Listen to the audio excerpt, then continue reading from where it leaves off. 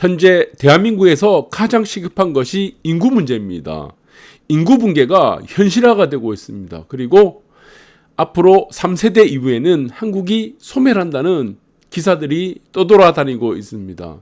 정말 인구 문제에 대해서는 제가 한두 번 설명한 것이 아닙니다. 그리고 정부에서도 빨리 구체적인 계획들을 만들어야 된다고 늘 강조해왔습니다. 그만큼 중요합니다. 우리 조상님들 어떻게 생각하겠습니까? 한국의 사람들이 다 사라지는데. 그래서 여러분들이 경각심을 가지고 이 문제를 한 번쯤 냉정하게 고민하는 시간들이 좀 됐으면 좋겠습니다. 머스크, 별로 신뢰하는 사람은 아닙니다. 저는 개인적으로. 그런데 이 뭐 다 아는 내용입니다. 세계에서 가장 빠른 인구 붕괴 경륜 중 겪고 있다는 얘기죠. 다 아는 얘기죠.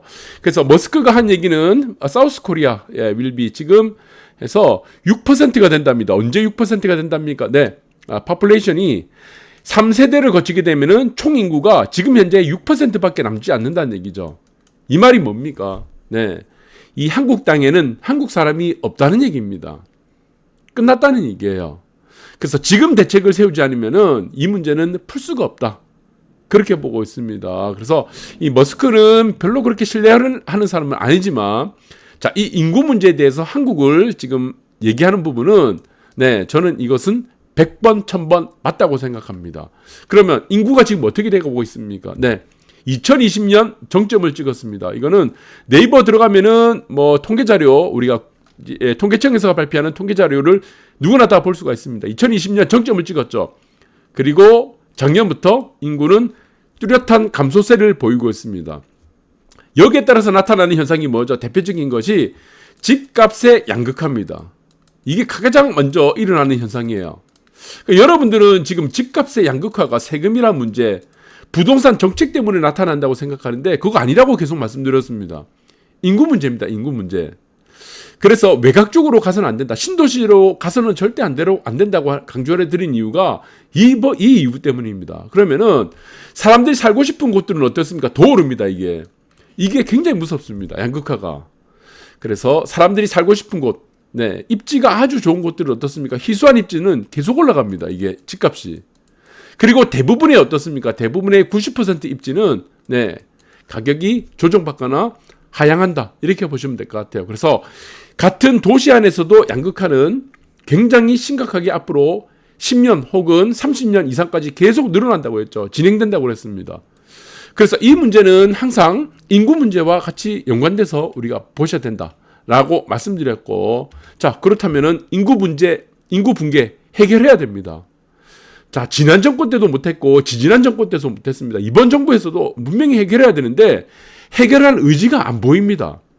자, 가장 먼저 인구 붕괴 문제를 해결하려면은 첫 출발선이 무엇이 돼야 됩니까? 여성가족부 해체해야 됩니다. 말이 지금 막 더듬어지는데 여성가족부는 무조건 해체를 해야 됩니다. 남성과 여성에 대한 문제로 나눠서는 이 인구 붕괴 문제를 해결할 수가 없습니다. 그래서 여성가족부를 해체하죠. 여성가족부에는 매년 예산이 수조 원이 들어가죠. 수조 원의 돈이 낭비가 되고 있습니다. 이 수조 원의 돈을 어떻게 된답니까?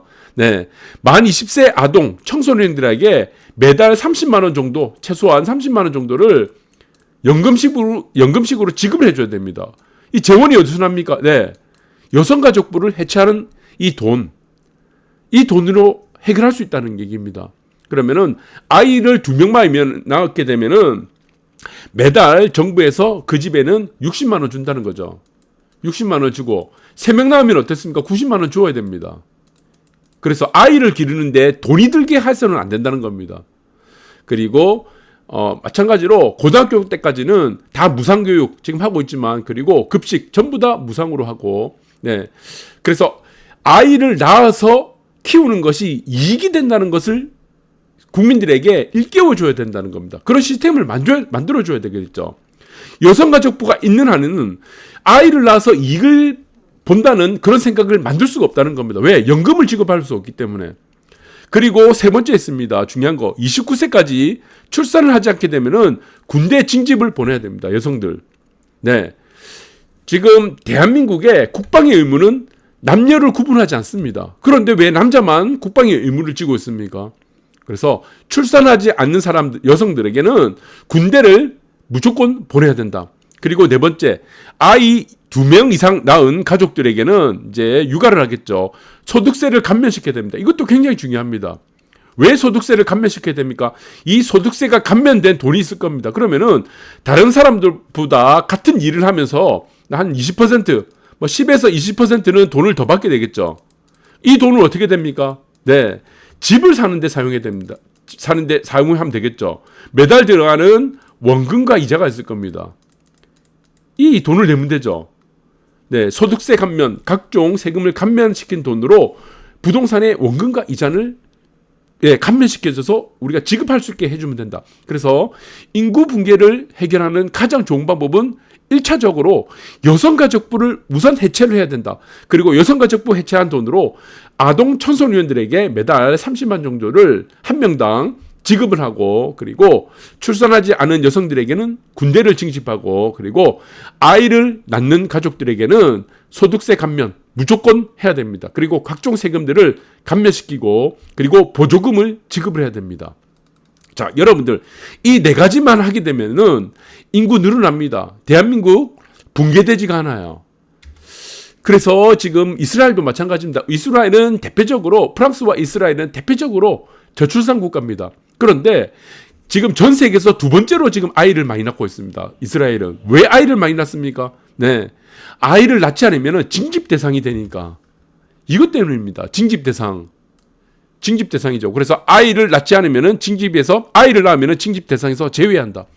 가장 효과가 좋습니다. 특히 우리나라 같은 분단 국가에서는 자, 저출산 문제를 해결하는 키포인트가 이 징집 대상이 될 수도 있다는 부분들을 보시고, 그런데 지금 정부에서 하는 일들은 무엇입니까? 네, 사업을 하죠. 사업, 투자를 한다, 사업을 한다. 그러면은 그 모든 것들은 손실이 발생하는 것들은 손실이 만약 발생했다. 그러면 어떻게 됩니까? 이거는 자기 책임이죠. 자기 책임. 자본주의 국가에서는 투자, 사업, 비즈니스 모든 것들의 손실은 자기 책임입니다. 이거를 손실을 보존해서는 안 돼요. 주식 투자해서 돈을 잃었습니다. 그거 국가에서 손실을 메꿔줘야 됩니까? 아니죠.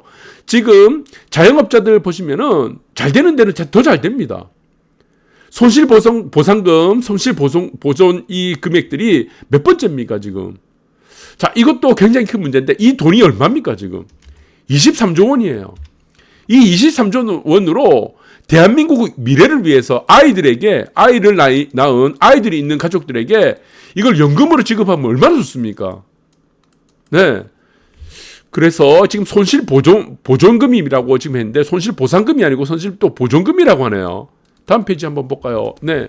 손실보존금이라고 하는데, 우리가 보시면은 원금에 대해서 네, 보장이 있습니다. 보장. 그리고 원금 보존이 있어요.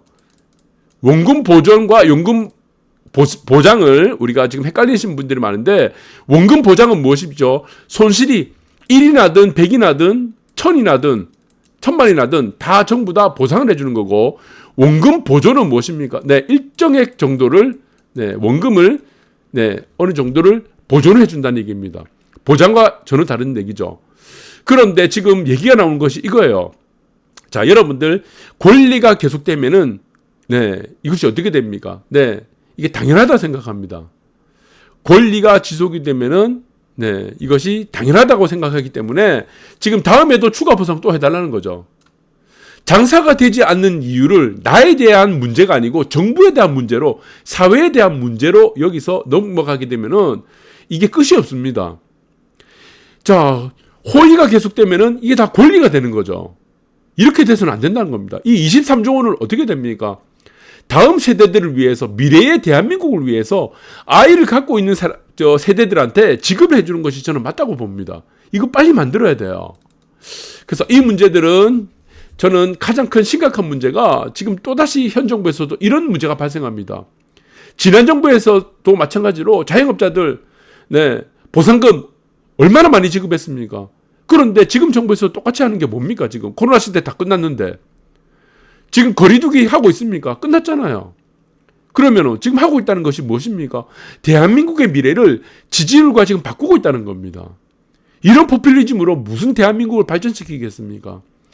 지금도 늦지 않았습니다. 지금 20세 미만의 아이를 키우는 가정들에게 저는 연금 제도를 빨리 도입을 해야 됩니다. 그리고 그 연금 제도를 본 신혼부부들 어떻게 됩니까?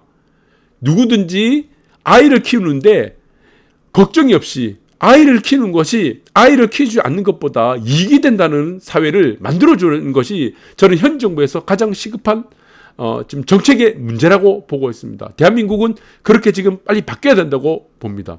아이를 키우는 것이 아이를 키우지 않는 것보다 이익이 된다. 그것이 대한민국의 모토로 만드는 것이 가장 시급하다. 감사합니다.